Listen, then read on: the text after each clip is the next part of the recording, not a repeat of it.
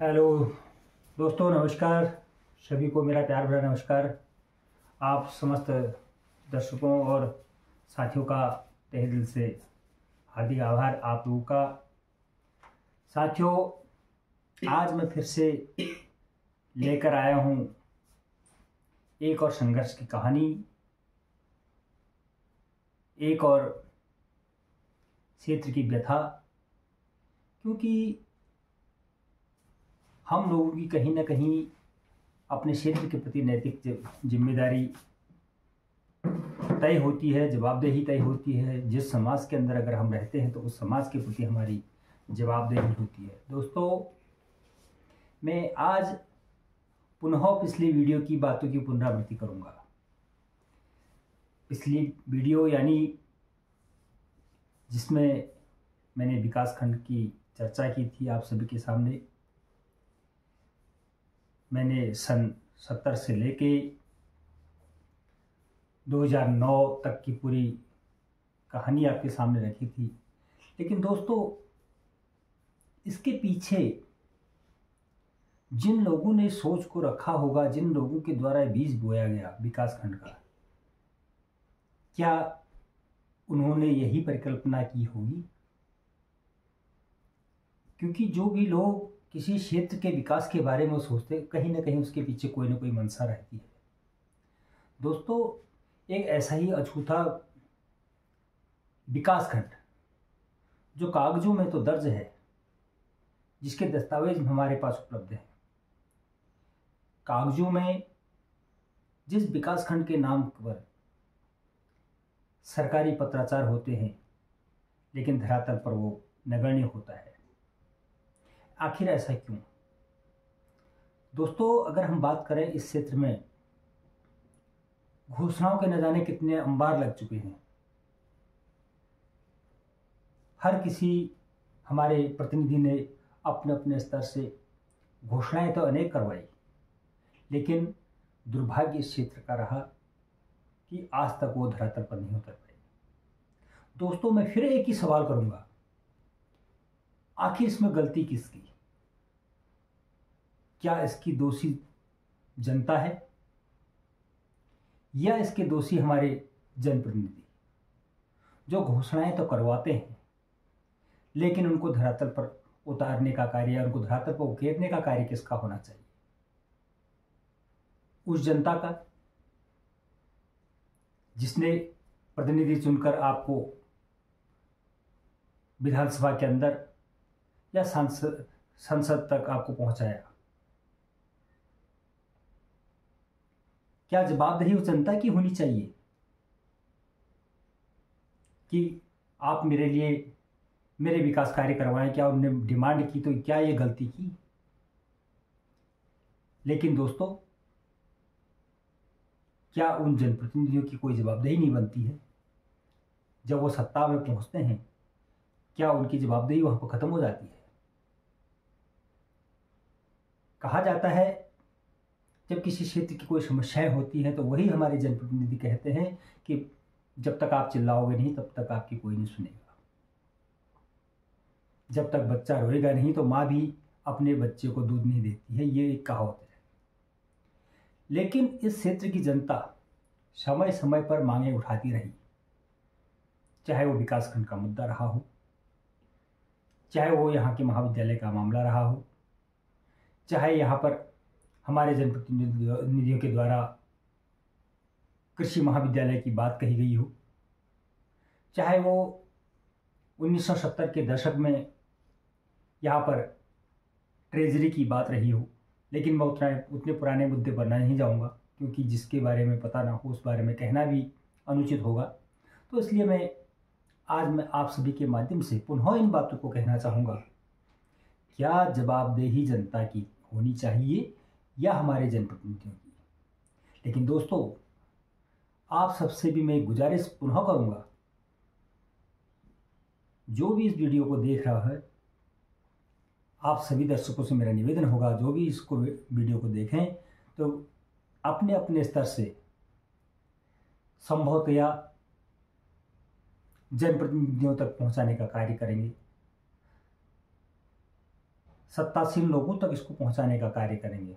वो एक समस्या केवल यह हमारे मेरे क्षेत्र की नहीं, मेरे जालली की नहीं, ये वर्ण पूरे उत्तराखंड की यही स्थितियां हैं। हमारे जनप्रतिनिधि जब आते हैं तो बड़े बड़े वादे करते हैं, जनता को सपने दिखाते हैं, लेकिन सपनों के बाद वही अंधेरा छा जाता है। आखिर ऐसा क्यों और कब तक?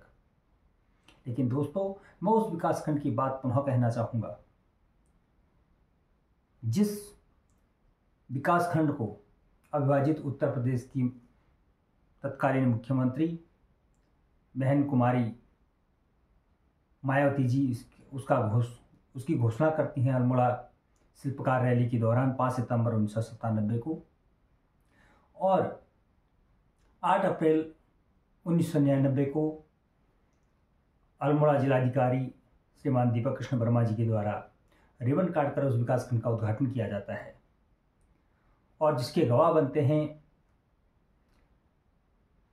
उप जिलाधिकारी महोदय रानीखेत, तत्कालीन श्रीमान संजय भूसरेड्डी जी, और वहाँ पर एक कृषि अधिकारी को यहाँ पर खंड विकास अधिकारी के रूप में तैनात किया जाता है, जिनका नाम था AK गौतम जी। और उसके बाद 6 माह के अंदर उस विकासखंड का बोरिया बिस्तरा सिमट कर वहाँ पर ताला लग जाता है। दोस्तों, आखिर ऐसी हमारी जनप्रतिनिधियों की ऐसी क्या मजबूरी रही, या हमारे शासन की, हमारे सत्ताओं की ऐसी क्या मजबूरी रही कि 6 महीने चलाने के बाद उस पर ताला लगा दिया जाता है। दोस्तों, 60 से अधिक पत्राचार जालली विकासखंड के नाम पर होते हैं, और उसके बाद इस विकासखंड के नाम पर हमारे जो भी जनप्रतिनिधि का अवसर मांगने के लिए आते हैं, उनके द्वारा इस पर खूब राजनीति भी की गई, सपने भी दिखाए गए, लेकिन आज तक वह अस्तित्व में नहीं आ पाया। दोस्तों, जिस विकासखंड की परिकल्पना हमारे लोगों ने की थी, उसमें से आज तो कई लोग परलोक गमन कर चुके हैं, और उसके बाद कई जो उस आंदोलन के भागीदार साथी रहे हैं वो अभी भी हैं, और हमेशा इस बातों को लेकर चिंतित रहते हैं। और उन लोगों के साथ रहकर हम लोगों के अंदर भी यह एक जिज्ञासा जगी कि किसी भी क्षेत्र के विकास में एक मील का पत्थर ये साबित होगा। दोस्तों, अगर हम बात करते हैं हमारे क्यों जालली विकासखंड की आवश्यकता पड़ती है, क्योंकि चाहे यहाँ से दोरहाट विकासखंड की दूरी 30 किलोमीटर बैठती है, हमारे नज़दीक दोरहाट विकासखंड से लगा हुआ क्षेत्र नागार्जुन, जिसका विकासखंड का मुख्यालय विक्यासन होता है, और 80 किलोमीटर का उसका दायरा होता है, तो वो लोग समुचित विकास से दूर रह पाते हैं। वो विकासखंड में चलने वाली जितनी भी सुविधाएं होती हैं, विकास कार्य होते हैं, उनसे वो लोग अनभिज्ञ होते हैं, क्योंकि नंबर 1 आवागमन का जो अभाव होता है, और पहाड़ी लोग जिनके पास संसाधनों की कमी होती है, धन का अभाव होता है, तो वो बड़े होटलों में रह भी नहीं सकते हैं, तो धनाभाव के कारण भी उन लोगों को वापस अपने घर आना होता है।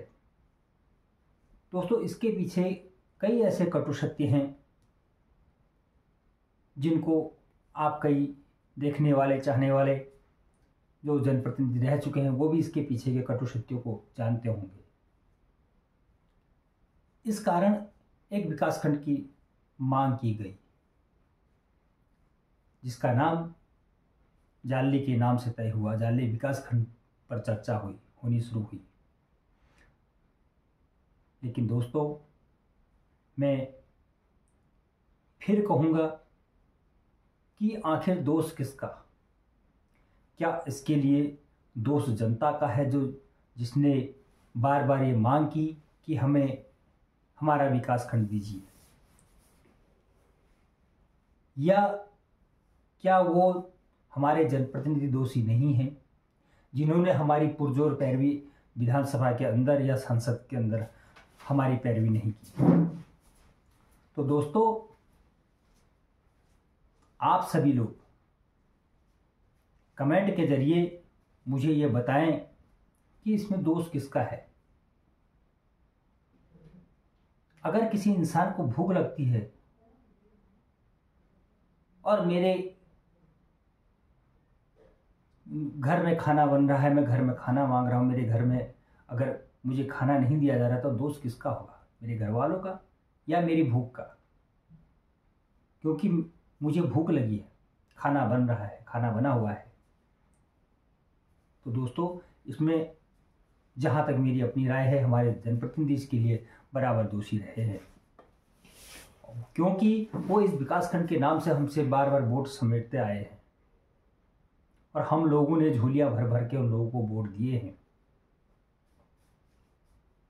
मैं आपको पूरे क्षेत्र का कभी भ्रमण कराकर आपको दिखाऊंगा कि हमारे क्षेत्र में कई ऐसी संस्थान उन लोगों के द्वारा खोले गए हैं जहां पर आज पूरी तरह ताला लग चुका है,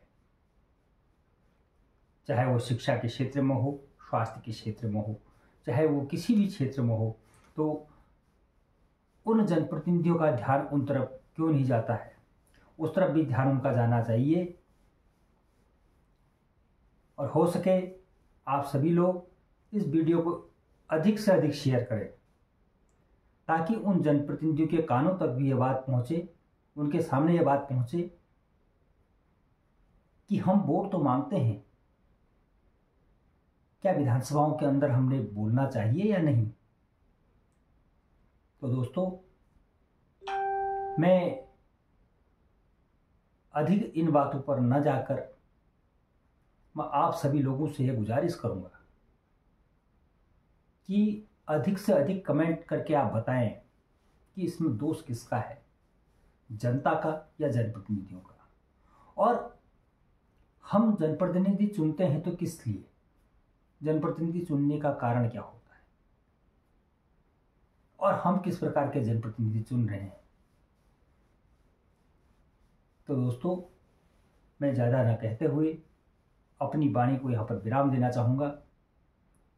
आप कमेंट के जरिए अपनी राय मुझे दीजिएगा और इस वीडियो को लाइक, शेयर और सब्सक्राइब जरूर कीजिएगा। दोस्तों, मैं आपका भाई कुंदन बिष्ट। जय हिंद, जय उत्तराखंड।